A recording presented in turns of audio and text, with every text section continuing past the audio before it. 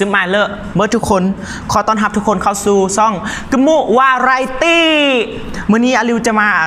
รีแอคชั่นจะมาแปลเพลงเนาะเพลงกมุที่ว่ากำลังมาแห่งในตอนนี้เพราะว่าเพลงนี้อลิวเอาลงแอป TikTok มันเป็นเพลงแบบคลิปสั้นๆนะเอาลงแล้วมีคนแบบมาถามว่าเอาซื้อเพลงหยังก็มันแปลว่าแนวใดความหมายมันแม่นแนวใดก็มันมีหลายอันนะมีหลายคำถามที่ทุกคนถามมาบางทีไปอ่านอยู่ในคอมเมนต์ใน YouTube ข้องเจ้าข้องเพลงนี้นะก็แบบมันมีแต่คนถามว่าลองแปลความหมายเบิ่งดูว่าภาษาลาวนะมันแปลว่าแนวใดภาษาลาวลุ่มนะมันแปลว่าแนวใดเดี๋ยวมื้อนี้อลิวจะมารีแอคชั่นแล้วก็จะมาแปลเป็นท่อนเนาะให้ทุกคนได้ฟังไปนำกันให้ฮู้ว่าความหมายของเพลงนี้มันแม่นหยังก่อนอื่นเฮาต้องไปฮู้จักเพลงแล้วก็ซื้อเพลงแล้วก็ฮู้จักกับหลายๆอันนะเพลงนี้ซื้อเพลงว่าเกินซายอแปลว่าซาวซ่ามูหรือว่าจะใส่ภาษาบ้านๆของพวกเขานะก็คือซาวซ่าเซียว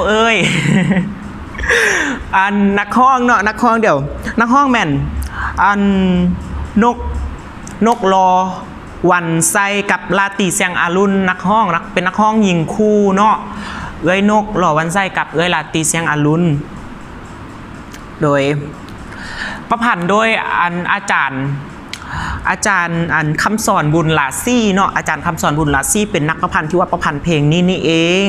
แล้วก็อุปถัมภ์โดยฐานซีพรตะม่องโดยอุปถัมภ์โดยฐานซีพรตะม่องแล้วก็เพลงนี้เป็น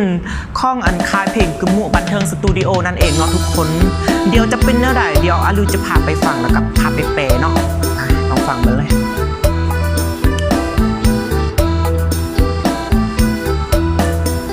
คือดนตรีมันได้เลยเว้ยมันเป็นแบบจังหวะลำวง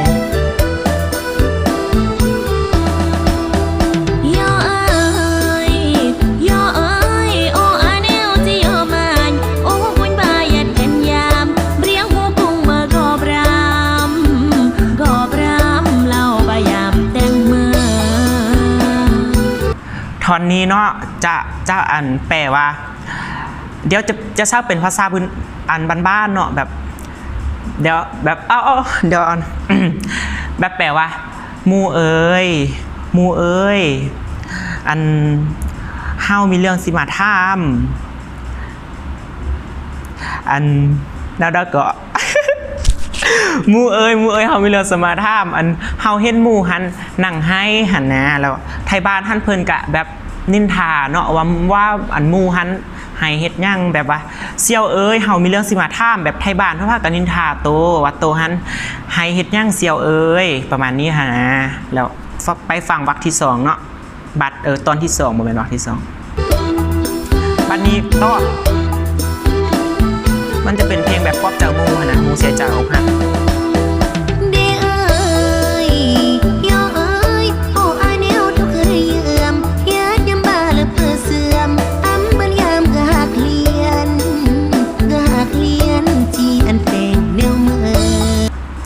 แบบเฮาเซียวเฮามีเรื่องที่ทุกข์ใจบ่ว่าทางเว้นหรือทางคืนบ่ได้ให้แต่น้ำตามันหักไหลหั่นนะสิเฮาเฮ็ดแนวสิให้เฮาเฮ็ดแนวได้กว่าเซียวประมาณนี้สินะแบบเฮาหูเนาะว่าผู้นี้อกหักเนาะผู้นี้ลาตีนี่ห้องแบบรับบทเป็นผู้หญิงที่อกหักส่วนนกห้องเป็นมู่ที่ว่าป๊อบเจอมู่ที่อกหักนั่นเองเนาะเดี๋ยวไปฟังวรรคต่อไปกันเลยตอนต่อไปกูว่าผิดตลอดนะสวย ม่วนหลายเนาะเพลงนี้กระแสตอบรับดีเลย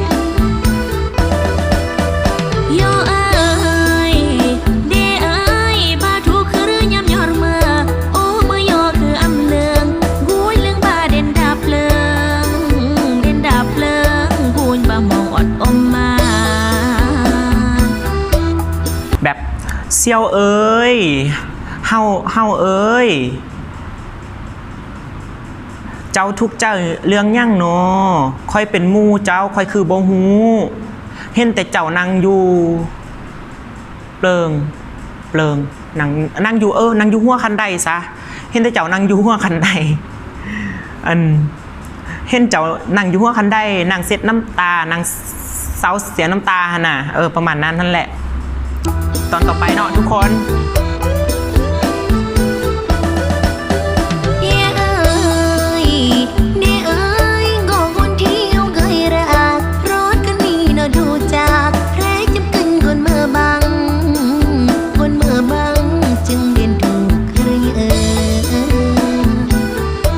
แบบเสี่ยวเอ้ยอันเฮาเอ้ยก็ผู้ชายที่เฮาเคยฮักนะฮอดมื้อนี้นะเข้าแบบหนีจากเฮาไปห้าอันผู้หญิงคนอื่นหั่นนะก็เลยห้องให้เศร้าเสียใจหั่นนะประมาณนี้สินะไปฟังตอนต่อไปแปลภาษาลาวบ่ค่อยเก่งเนาะเกินสานาดาบีเด่นยามได้ยอคือนำกนจำรอแนวนี้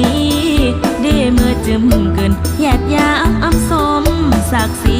เกิดกาอยู่อากีแยดยามยอระจึมรอเกินเมื่อเสกีปึงกีน้องอาบรีบาแบบเศร้าซาเซียวยาสุไปนั่งให้อย่าไปคิดนำอันผู้ชายอย่าไปคิดนำผู้บ่าวนะอย่าไปคิดนำผู้บ่าวแนวนั้นเกิดเป็นผู้ยิ่งนะสิมานั่งให้มันซีเซียสักซีเกิดมาสัตว์นี่โอ้ยเดี๋ยวลองฟังเติมเท่านึงเนาะบ่จื้อมันยาวแบบเกิดมาชาตินี้สิไปนั่งไห้ย้อนผู้ชายหะนะเศร้ามือนี้มืออื่นก็ยังมีคือเก่าแบบมืออื่นก็ยังมีแบบแสงสว่างคือเก่าหะนะแบบมันบ่มีหนทางที่แบบตันหะนะมันมีแสงสว่างเสมอหะนะมืออื่นมันยังมีคือเก่าไปตอนต่อไปเลย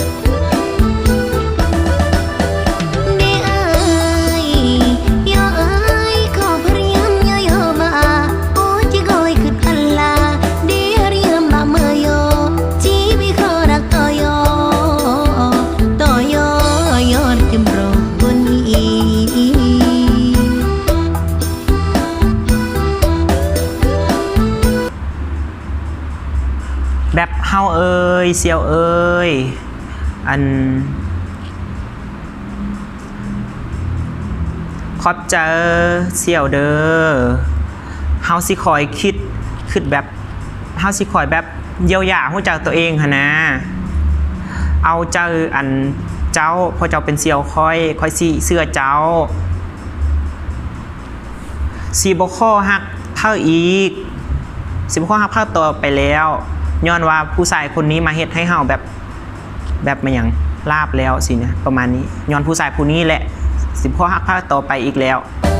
เลอแล้วขอพระยามซึ่งคืดเปื่อนเลอพระยามซึ่งบาเปลี่ยนเลี้ยนจากรักยอเกิดทุ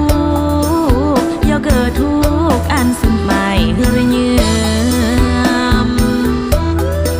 แบบดีแล้วฮะนะอันขอบใจหลายๆที่เจ้าขึ้นได้ดีใจที่เจ้าแบบยอมเปลี่ยนเนาะออกจากอันหักที่มันทุกข์ฮะนะเพื่อให้เจ้าหันสบายใจขึ้นฮะนะดีแล้ว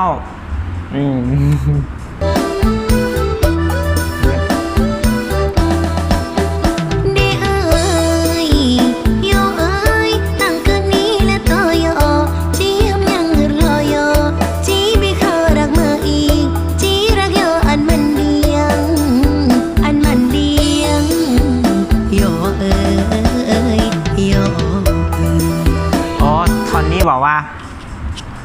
แบบอันสุดท้ายกับแบบขอบใจมู่เนาะแบบประมาณว่าเฮาเอ้ยเซียวเอ้ยตั้งมือนี้และอีกต่อไปนะสิฟังความมู่สิบ่ข้อฮักเพิ่มอีกแบบสิฮักมู่เฮามันเที่ยงนะแบบสิข้อฮักมู่เฮามันเที่ยงมู่เอ้ยประมาณนี้แหละแล้วก็จบไปนั้นก็คืออันริวมาแปลเนาะมาแปลเพลงกุมโมอันเกินซาเยาะเอ้ยหรือว่าซาวซาสมูเอ้ยสำหรับผู้ได้ที่ว่ามีเพลงมันยังที่ว่าตัวเองมากขนาดแบบมากแล้วแบบฟังเราบ่ฮู้ความหมายขนาดโดยเฉพาะอันคนต่างเผ่าเนาะมากเราบ่ฮู้ความหมายก็คอมเมนต์ใต้วิดีโอตัวนี้ได้เพื่ออาริวจะมาเฮ็ดคลิปต่อไปเพื่อมาแบบมาแปลคลิปต่อไปนะผู้ใดที่ว่ามักคลิปนี้ก็อย่าลืมกดไลค์กดแชร์กดติดตามก็อย่าลืมกดกระดิ่งให้อาริวเนี่ยเด้อเพื่อ พื่อให้อาริวมีกำลังใจได้เฮ็ดคลิปต่อๆไปสำหรับมื้อนี้อาริวขอกล่าวคำว่าซึมหมายเลอะบ๊ายบายอ้อแล้วก็อย่าลืมเข้าไปฟังเพลงนี้เด้อเพลงเกินซายอเอ้ยทางช่อง YouTube กึมมุบันเทิงสตูดิโอแล้วก็อย่าลืมเข้าไปติดตามช่องกึมมุบันเทิงสตูดิโอเนี่ยเด้อเพราะว่าไวๆนี้เพิ่นจะมีMV เพลงตัวนี้เนาะ MV เต็มเพลงตัวนี้ออกมาเนาะได้กับฝากช่องกึมมุบันเทิงสตูดิโอเนี่ยเด้อแล้วก็ไปแล้วบัดนี้ไปแท้ๆแล้วบ๊ายบายไปแล้วบ๊ายบาย